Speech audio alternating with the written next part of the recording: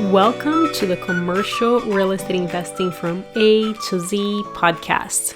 I'm your host, Steph Boldrini. This podcast is for everyone who wants to be part of our real estate family and learn commercial real estate investing from A to Z. I'll be sharing with you tips for real estate investing while being mentored by a few people with several years of experience, so that you and I can make the least amount of mistakes as possible and succeed a lot faster. My goal is to keep things very straightforward because I value your time and you are here to learn. With that, in the last episode, we learned what are some of the top 5 mistakes to avoid when investing in commercial real estate. And in this episode and the next episode, we are interviewing Jason Ricks. We are breaking down this interview into 2 because there's a ton of valuable information. Jason is a professional real estate investor focusing on acquisitions, leasing, construction, and development. He has a background in retail leasing and asset management, working on premier properties worth hundreds of millions across the country. He also oversaw a 2.2 million square foot value add retail portfolio throughout Texas and Oklahoma. And most recently, he was featured in the #1 Amazon best-selling book, Desire, Discipline, and Determination. Today, we are covering what is the difference between cash on cash and IRR, and also what are REITs, real estate investment trusts, and what are the pros and cons from an investor's perspective. Here we go.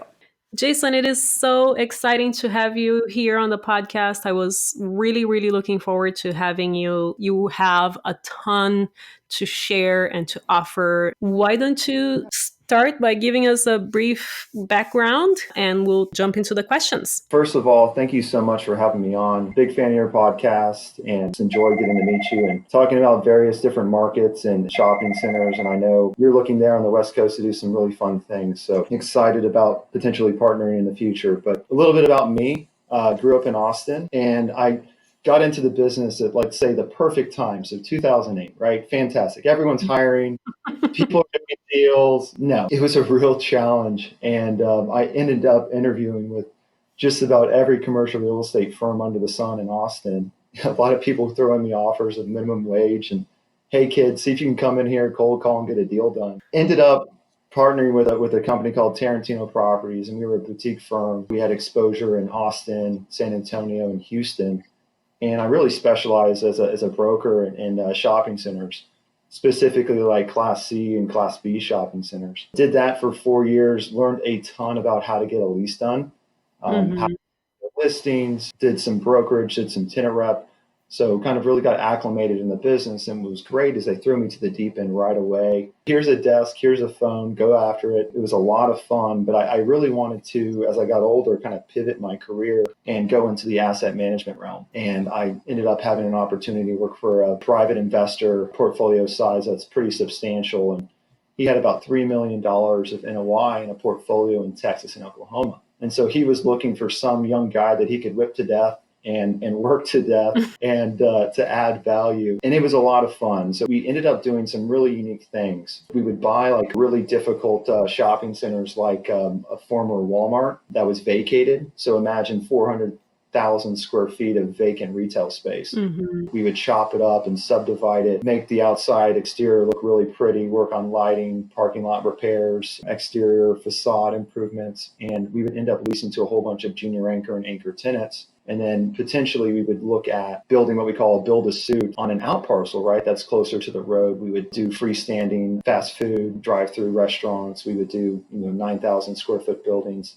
And then once we kind of maximized the value, we would end up trading that asset and disposing of it. Did that for a while. And like any good asset manager, when you enhance the value, your owner's going to liquidate the portfolio. And I think at the time I was ready to kind of make a move and I really wanted to go towards something more institutional based. And one of my mentors got me connected with Amley Residential. And Amley Residential is a multifamily developer that specializes in mixed use, ground floor retail, apartments on the top. We were in 9 major metros. It's a private REIT, and it feeds into the Morgan Stanley Prime Fund, which is a very large institutional fund of around 24 billion in size. Got me a lot of exposure to the REIT world, all the fun reporting that you have to do and keeping everyone happy. But it was a tremendous opportunity because they hadn't really had anyone with retail experience to come in and really kind of steer the ship and get familiar with different types of developments, construction, working with different cities, and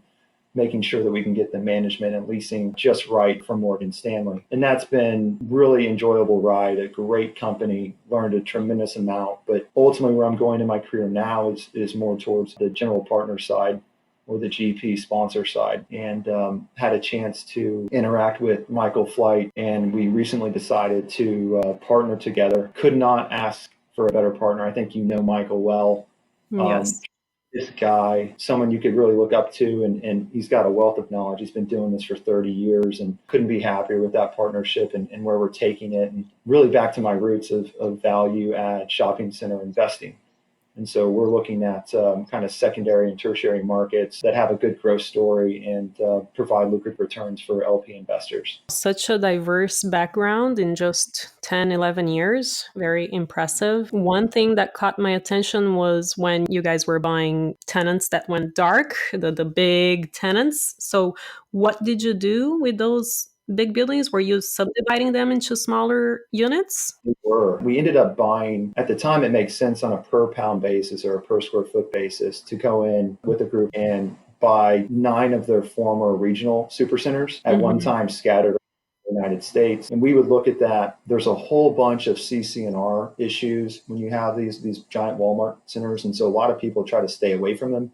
And then the other issue is, how do you get debt on a vacant building, right? You have to find the right operator with the right level of background. And we had strategic relationships. I'll talk about specifically a shopping center in Waco.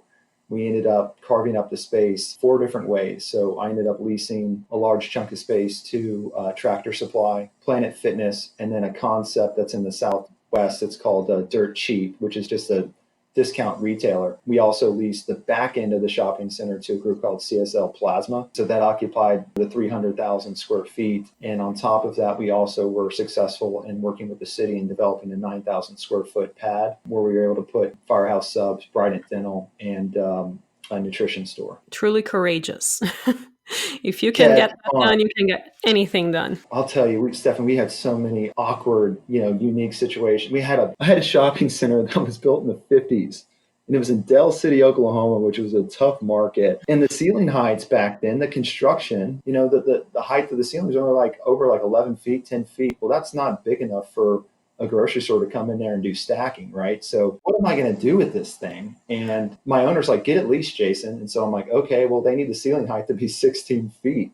And he's like, well, figure out how to increase the ceiling height. So I worked with a structural engineer way over my skis. I look at the numbers that it would take and my eyes glaze over. It's like, oh my God, how are we going to get this done?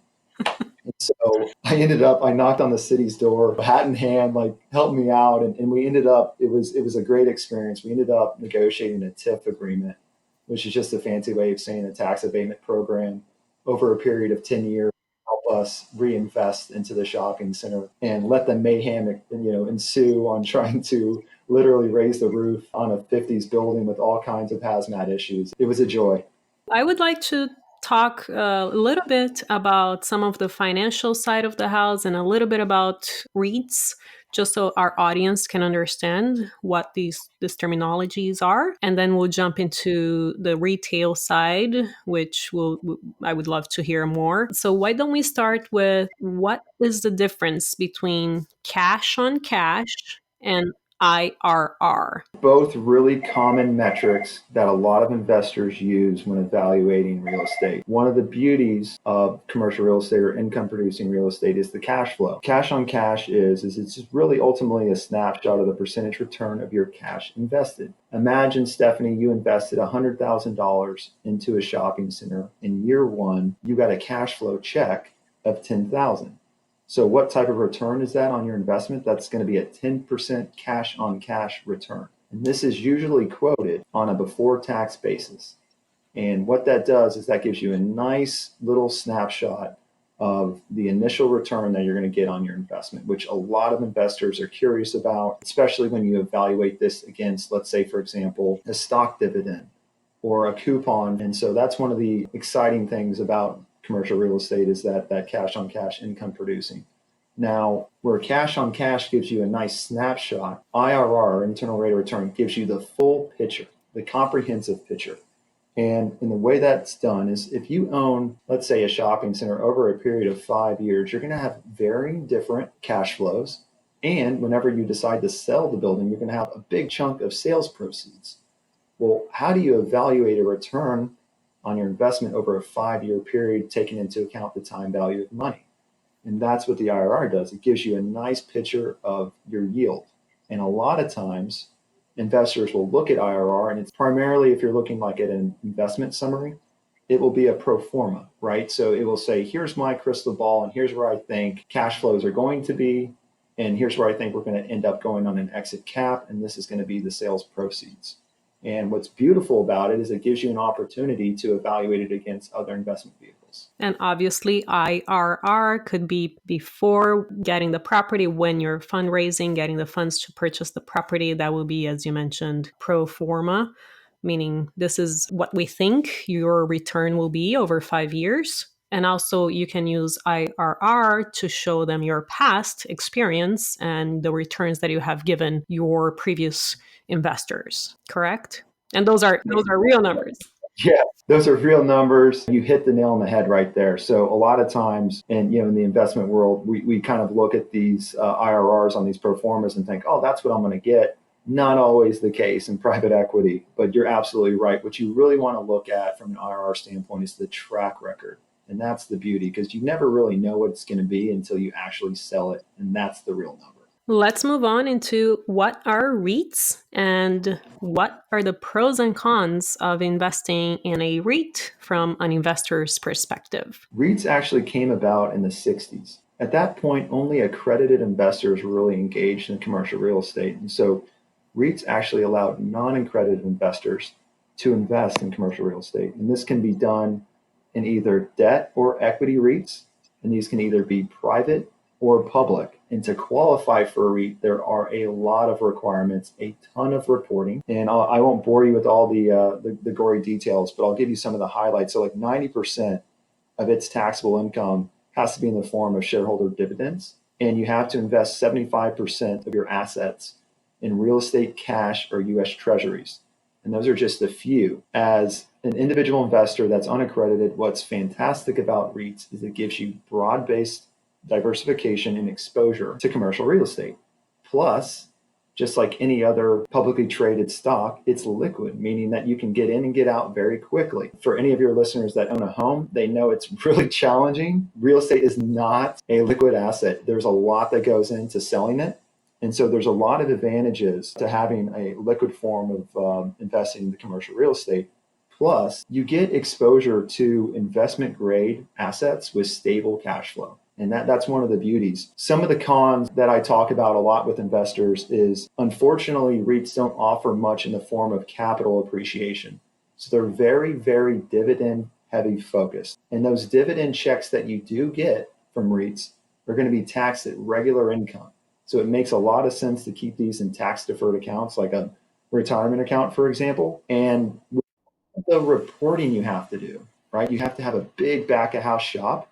Well, those are all big, high management fees, right? And they're traded like a stock. So a lot of times it's a lot of emotion that goes into investing in liquid assets. And so a lot of times they're traded in the short term. The last thing that always made it difficult for me is if you're investing in a REIT, let's say they have 100 properties across the US. I'm not going to be able to look at each underlying property, and nor are they going to show me that on their prospectus. So there's a little bit of lack of transparency, and you really have to make sound decisions based on where you feel like a good management team is, kind of what their philosophy is, and where you see dividends growing in that particular sector. You mentioned that with REITs, we as investors, we don't get the appreciation on the building. Who gets that? When REITs will acquire properties, because so much of the way their stock is traded is based on potential forward earnings on dividends, you're not going to get any of the upside like you would in a traditional private equity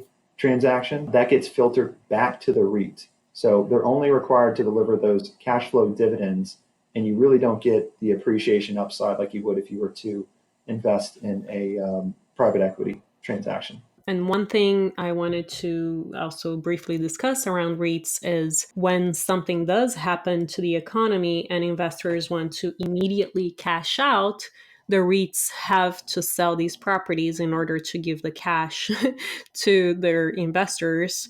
And therefore, it's another wonderful thing for us as investors to purchase property when there is a downturn, because that's another thing that is happening simultaneously. Besides the economy getting a little bit messy, the REITs have to sell pretty fast, correct? Absolutely. Just like any other public traded company, they're at the mercy of their shareholders and investor sentiment. And so if things do dip, and this goes back to that concept of it's traded a lot on human emotion, like most stocks, so it's extremely volatile. They will have to accelerate some things off of their balance sheet in order to keep their investor base happy, which from my standpoint, we're licking our chops at that point to come in and acquire these assets and really add some value and enhance the performance for LPs.